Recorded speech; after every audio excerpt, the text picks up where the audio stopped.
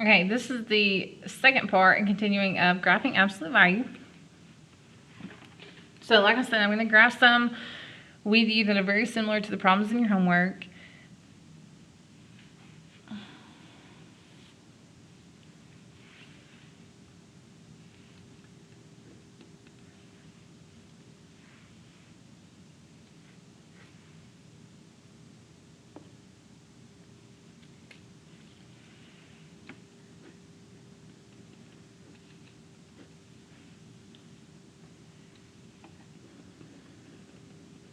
Okay, for this particular absolute value function, I want you to notice that you have x variables inside your absolute value part and outside.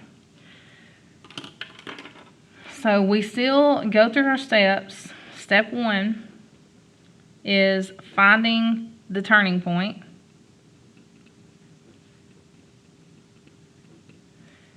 So you take just your absolute value part. That's all you're concerned about. Take your absolute value part, 2x minus 4, set it equal to 0, and solve. Which you can, of course, do that in your head. That should be 4. So add 4, divide by 2, your turning point is 2.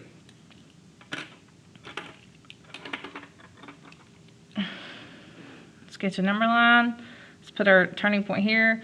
All right, let's see what the 2x minus 4, that's all we're concerned about right now is just the absolute value part. We don't care about anything else until later on. So we're going to see, does this stay the same or does it change? So if we plug in numbers less than 2 and we plug in numbers greater than 2, let's see what happens. So if I take and plug in numbers less than 2, such as 0, -1, 1. For example, if we plug in 0, then I get 0 minus 4, which is negative. If I plug in 1, I get 2 times 1, 2. 2 minus 4 gives me a negative. So I get negative values. So this is going to become negative 2x plus 4 when x is less than 2. So it changes. On the right side, if I plug in numbers greater than 2, it should stay the same, but let's still check it. So if I plug in 3, 2 times 3 is 6, 6 minus 4, that gives me positive. So it stays the same. And remember, with the stay the same part, that's the one that gets that equality. All right, now that we know what it's doing, step 2 is to rewrite your entire absolute value equation into a piecewise equation or function. So rewrite as piecewise. So we take y equals, and then this is where it turns into a piecewise, and this is the only part that changes here. So once again, this is the only part that changes. Everything else stays the same.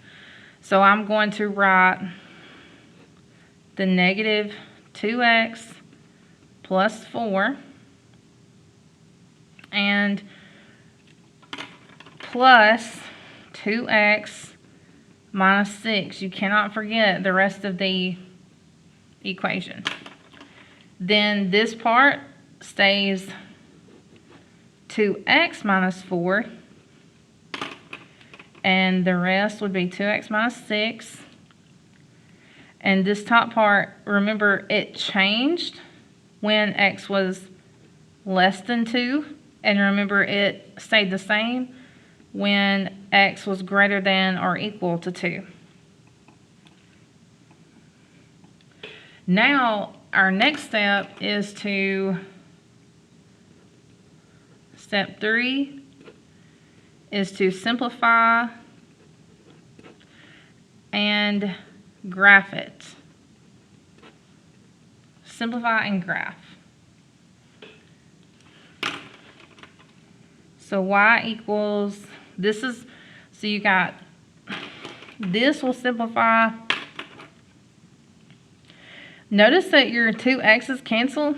So this turns into 4 minus 6. That turns into negative 2.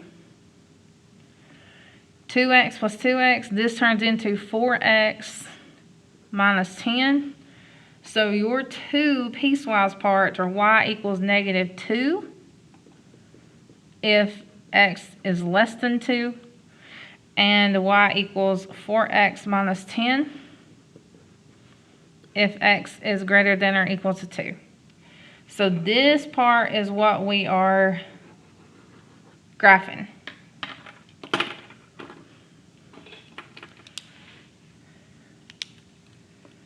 All right, our starting point is 2.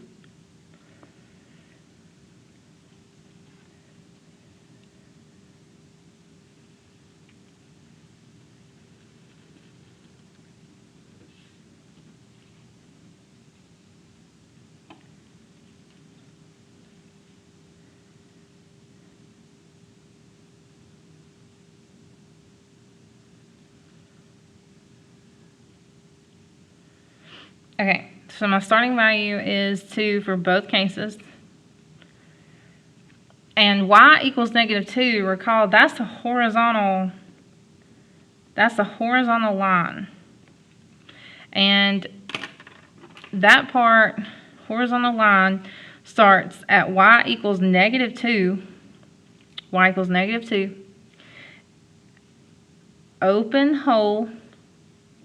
That's going to be an open hole. This will be a closed hole. And it goes to the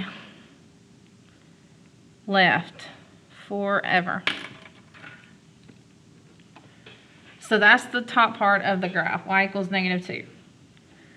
This was y equals negative 2 where x is less than 2. Then we have this part, the y equals 4x minus 10. X is greater than or equal to 2, so let's plug in 2. And we get out 8 minus 10, so we get y is negative 2. So my ordered pair is 2, negative 2 that I start with. So 2, negative 2, and it's shaded in. This should be closed. And once again, it's because you have that equality part. So closed here. And then we're going to use our slope of 4. So slope is positive 4. So I can, and I only want to see the graph to the right. So I want to go up 1, 2, 3, 4 to the right 1. 1, 2, 3, 4 to the right 1. And I told you that your graph should form a V. And it does. Graph forms a V.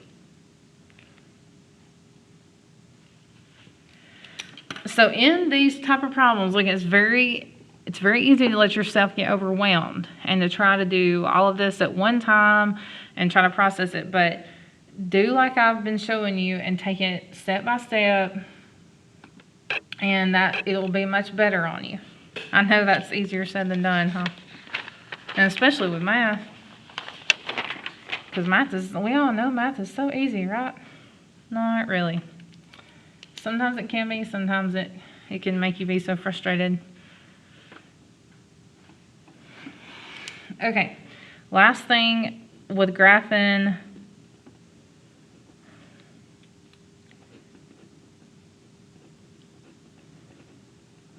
absolute value.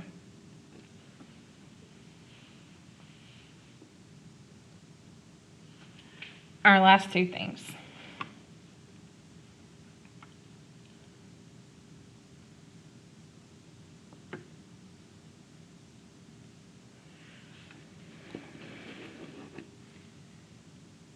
All right, this is number 3. I'm going to go through an example that has multiple variables.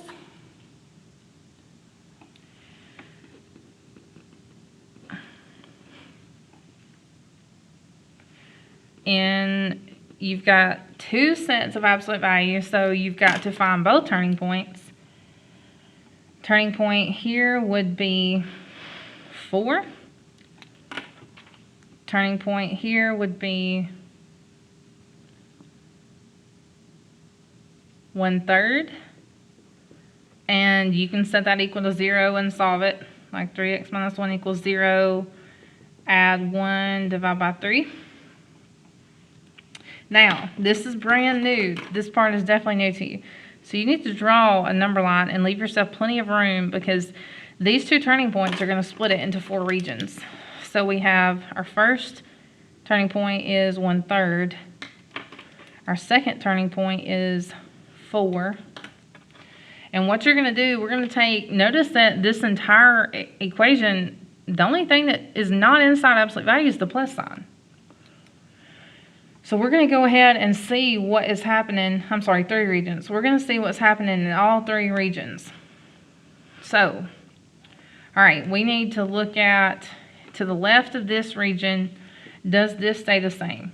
So if I plug in numbers smaller than 1/3, such as 0, if I plug in 0, notice that I get negative values. So this becomes negative 2x minus 8, because once again, if I plug in numbers smaller than 1/3, I get negative inside, so it changes. It should be plus, sorry, negative 2x plus 8. And then the plus sign stays the same, but we have to figure out what is this one doing. If I plug in numbers lower than 1/3, such as 0, negative 1, so on, notice I also get negative values. So this also changes. So this becomes negative 3x plus 1. On the inside, if I plug in numbers greater than 1/3, like 1, let's see what happens. Excuse me. Let's see what happens here. If we plug in 1, 2 times 1, 2 times, I still get negative values. So this part would still change in this region. Negative 2x plus 8. All right, if I plug in numbers between 1/3 and 4 into this absolute value, let's plug in 1. 3 times 1, 3, I get positive. So guess what? That stays 3x minus 1 in this region. So notice that in every region, I'm having to go through and plug in numbers in that region and see, will I get negative insides, positive insides, will it stay, change? Let's look at past 4. Numbers higher than 4. If I plug in, let's pick 5. If I plug in 5, I get 5 times 2, 10, 10 minus 8, positives. So this stays the same in this region.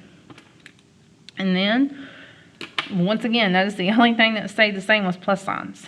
And then in this region, if I plug in 5, I definitely get positive. So that stays the same, 3x minus 1. And then once you combine like terms, negative 5x plus 9, go through combine like terms in every region. So negative 2x plus 3x is x. 8 minus 1 is 7. And then here, 5x minus 9. And